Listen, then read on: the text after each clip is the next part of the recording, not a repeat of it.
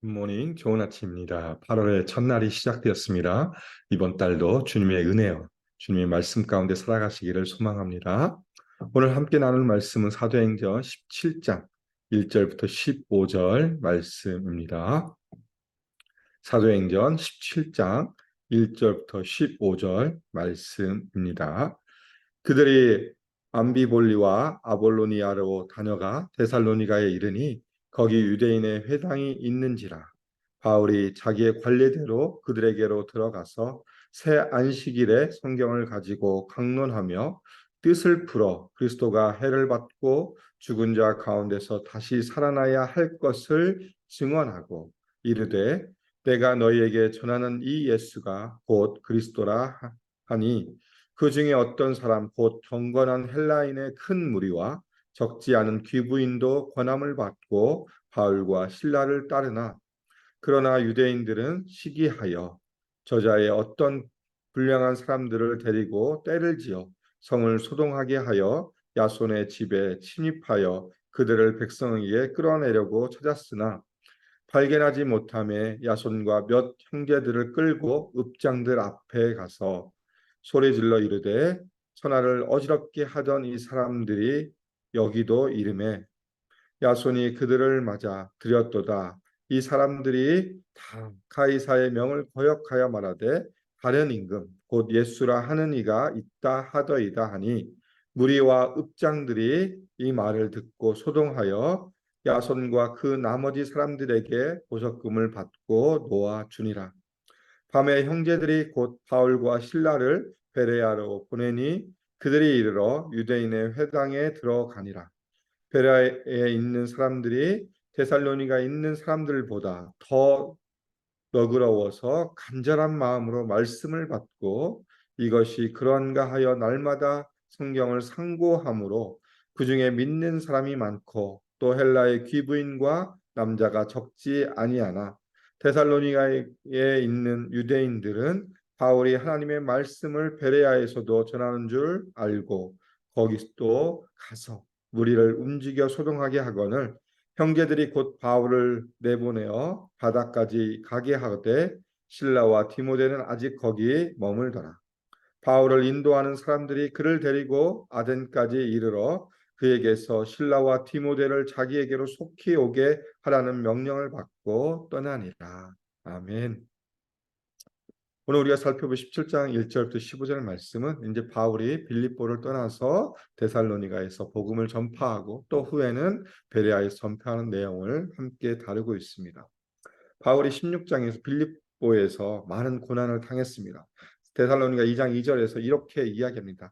너는 너희가 아는 바와 같이 우리가 먼저 빌립보에서 고난과 능욕을 당하였으나 라고 바울은 기록해 주고 있습니다. 빌립보에서 당한 것들이 심했다는 것을 말하고 있죠. 본인 스스로가 고난과 능욕을 당하였다라고 이야기하고 그 빌립보를 떠나서 이제 암비볼리와 아볼로니아를 거쳐서 어디로 갑니까? 데살로니아로 가는 모습이 그려지고 있습니다. 빌립보를 떠나서 데살로니까지 거리는 약 150km가 되는 그 거리고 데살로니가는 마게도니아의 주도입니다. 수도이고 그 당시에 보면 로마로 가는 길과 해상 무역에 가는 길 사이에 있었기 때문에 가장 번화한 도시였고 인구가 약 20만 명이 이르는 어마어마하게 큰 도시였고 그 안에는 또 유대인들이 어마어마하게 살고 있던 도시였습니다. 그 도시에 찾아가서 이제 어떻게 합니까? 그곳에서도 마찬가지로 복음을 전파합니다. 2절에 보니까 바울이 자기의 관례대로 그들에게로 들어가서 어디로 들어갑니까? 유대인의 회당에 들어가서 복음을 전하는 모습이 그려져 있죠. 그러면서 무엇을 가지고 복음을 전합니까? 성경을 가지고 강론한다. 강론하다는 뭐냐면 일방적인 설교가 아니라 서로 주고받는 질문과 응답의 형식으로 그들이 가지고 있던 그 질문들에 답하는 모습이었고 그러면서 3절에 보니까 뜻을 풀어 그리스도가 해를 받고 죽은 자 가운데서 다시 살아나야 할 것을 증언하였다라고 이야기하고 있습니다. 바울이 전한 것은 성경을 가지고 그 뜻을 풀어서 무엇을 이야기합니까? 그리스도의 고난과 그리스도의 부활 그리고 이 고난과 부활이 바로 누구냐? 예수 그리스도임을 분명하게 선포해 주고 있습니다. 2절과 3절을 통해서 보면 바울이 복음을 전파하는 모습을 보면서 누가복음에 등장하는 예수님의 복음에 전파하는 모습과 비슷한 모습을 살펴볼 수 있습니다. 예수님도 누가복음 4장 16절에 보면 늘 하시던 대로 어디로 가셨냐면 회당에 들어가신 것처럼 바울도 자신의 관례대로 회당에 들어가서 복음을 선포하는 모습을 보여주고 있고, 또한 바울이 설교하는 그 내용들, 또 예수님의 설교하신 내용이 많이 똑같죠. 예수님도 자신의 고난과 자신의 죽으심 그리고 부활에 대해서 설교하셨고, 바울도 성경을 따라 성경 구약 성경을 예로 들어서 그 말씀을 풀어서 그리스도의 고난, 그리스도의 십자가, 그리스도의 부활을 이야기하는 모습이 많이 닮았습니다. 그리고 한 가지 더 나오는 게 뭐냐면 예수님의 그 전도의 방법에 따라서 바울은 그 방법을 따라갑니다. 뭐라면 예수님이 전도대를 보내셨을 때 너희는 이 집이나 저 집 돌아다니지 말고 한 곳에 머물러서 복음을 전파하라고 하신 것처럼 이 바울과 신라는 어디에 머뭅니까? 야손이라는 집에 머물러서 그곳을 전초기지로 삼고 그곳에서 많은 사람들에게 복음을 전하는 모습을 보여주고 있습니다. 그러면서 마지막 비슷한 모습이 뭐냐? 똑같이 바울도 예수님과 같이 고소를 받는 모습이 오늘 데살로니가에서 그려지고 있습니다. 바울이 2절과 3절을 통해서 회당에서 복음을 전합니다. 3번에 걸쳐서 안식일 동안 복음을 전파하는데 이 복음을 들은 사람들의 반응이 4절부터 시작해서 그려지고 있습니다. 4절에 보니까 경건한 헬라인들의 큰 무리가 이것을 받아들이고 예수를 믿는 모습이 그려지고 있고, 그러나 그 반대로 5절에 보니까 그러나 유대인들은 시기하여 저자의 어떤 불량한 사람들을 데리고 때를 지어서 성을 수동하게 했다라고 이야기하고 있습니다. 이 복음, 구약을 통해서 보여진 예수님에 대해서 설명하고 그도 예수님을 전했지만 여전히 그 안에 있던 유대인들은 이것을 인정하지 않고 거부하는 모습, 그러면서 불량배들을 동원하여 바울 일행을 잡으려 하는 모습이 그려지고 있습니다. 그래서 어디로 쳐들어갑니까? 야손의 집으로 쳐들어갑니다. 야손의 집으로 쳐들어가서 결국은 바울과 신라를 잡고 싶었지만 그곳에 없어서 어떻게 합니까? 야손과 형제들을 끌어내어서 누구에게로 데려갑니까?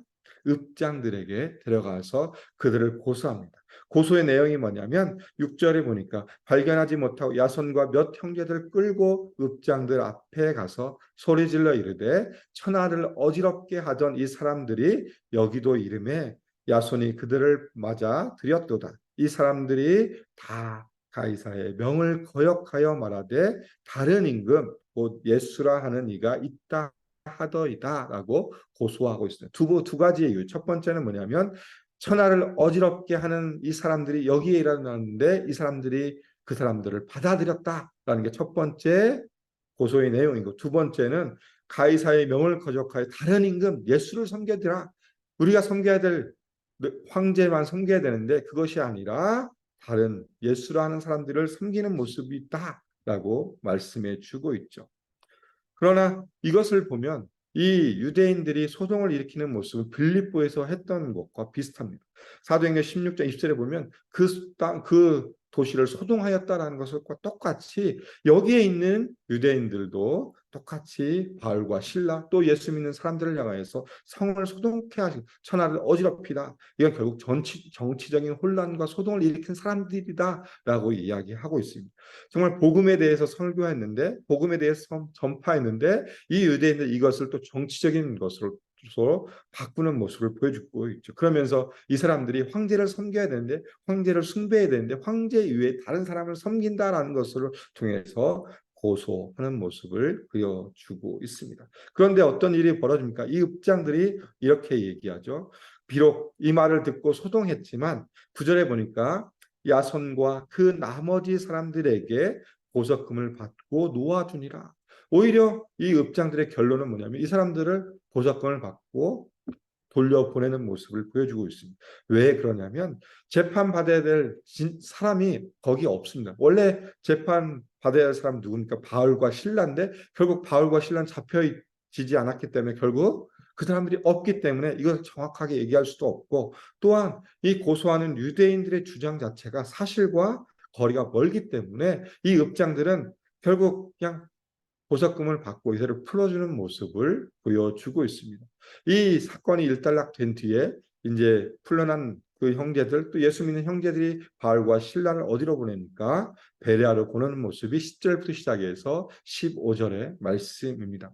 1절부터 시작해서 9절까지는 데살로니가에서 복음을 전하는 바울의 일행의 모습이 그려져 있고, 10절부터 시작해서 15절까지는 이제 데살로니가를 떠나 베레아라는 지역에서 복음을 전파하고 그들이 어떻게 복음을 받아들이는가의 기록이 10절부터 시작해서 15절의 말씀에 기록되어 있습니다.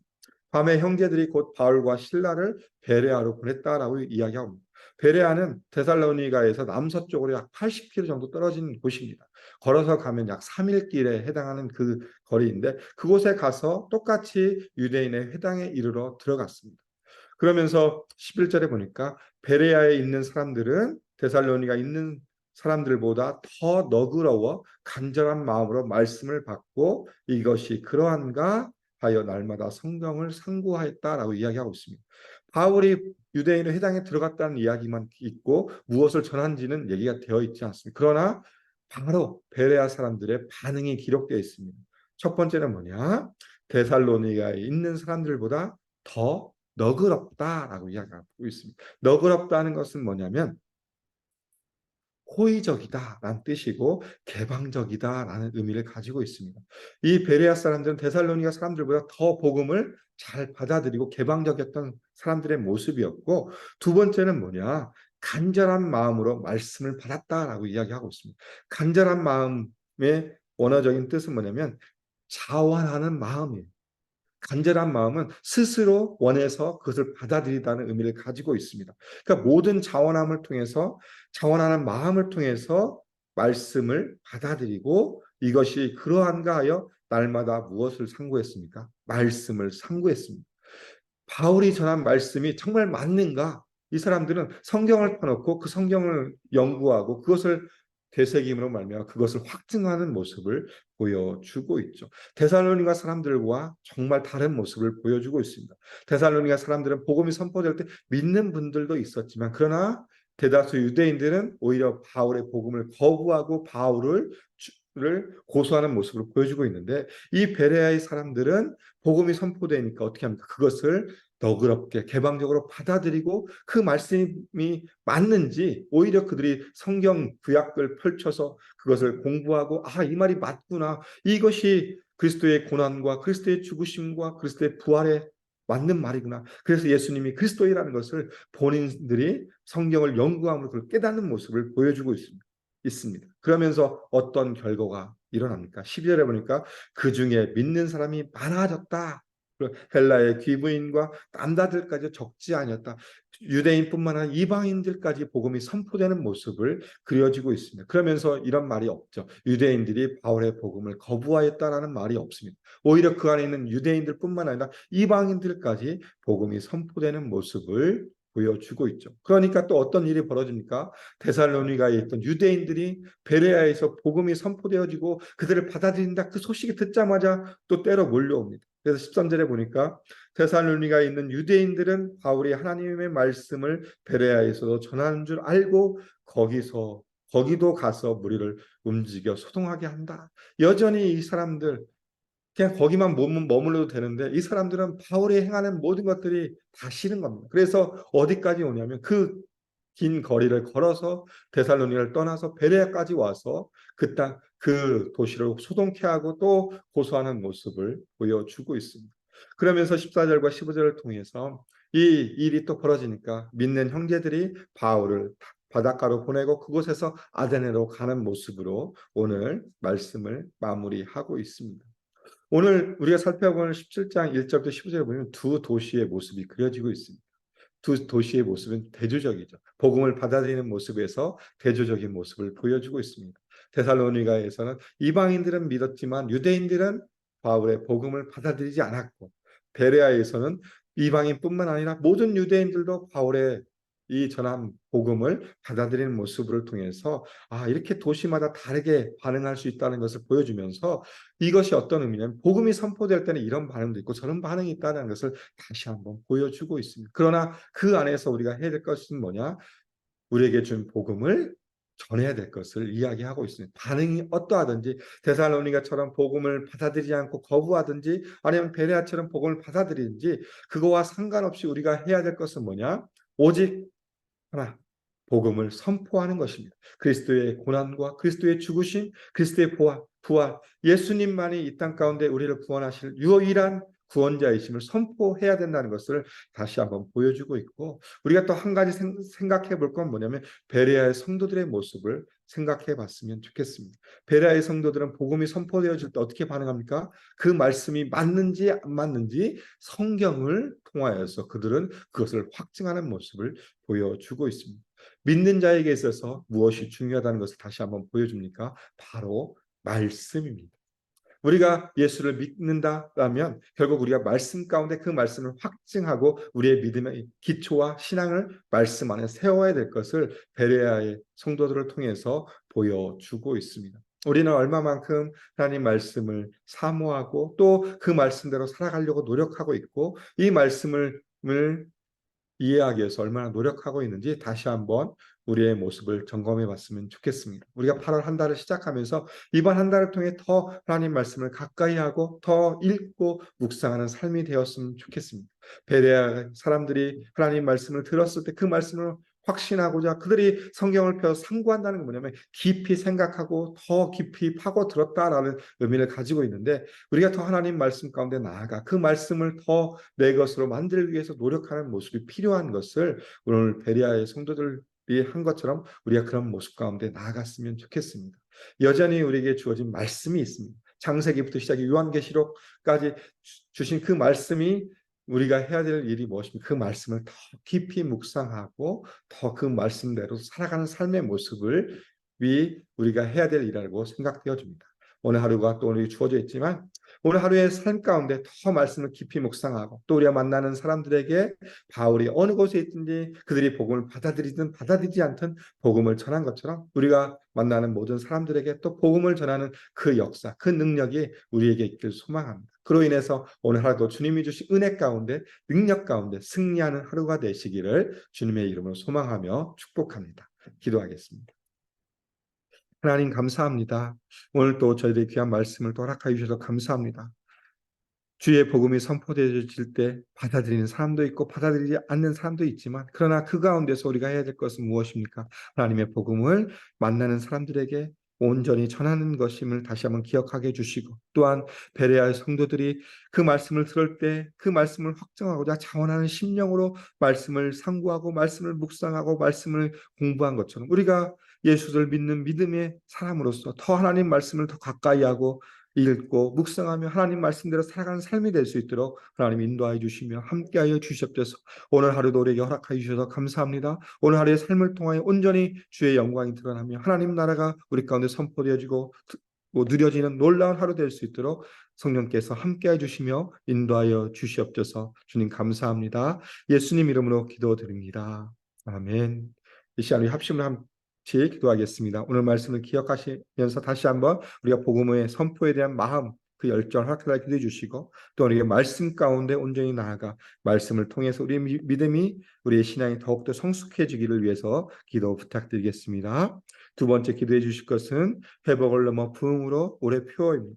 우리 교회가 온전한 회복을 넘어 하나님 말씀 가운데 성령의 능력 가운데 부흥을 경험하는 교회 될 수 있도록 위해 기도해 주시고 그로 말미암아 또 예수 산책 AKPC의 비전을 이뤄갈 수 있도록 말씀, 제자, 미셔널 공동체를 아름답게 이뤄갈 수 있도록 위해서 기도 부탁드리겠습니다.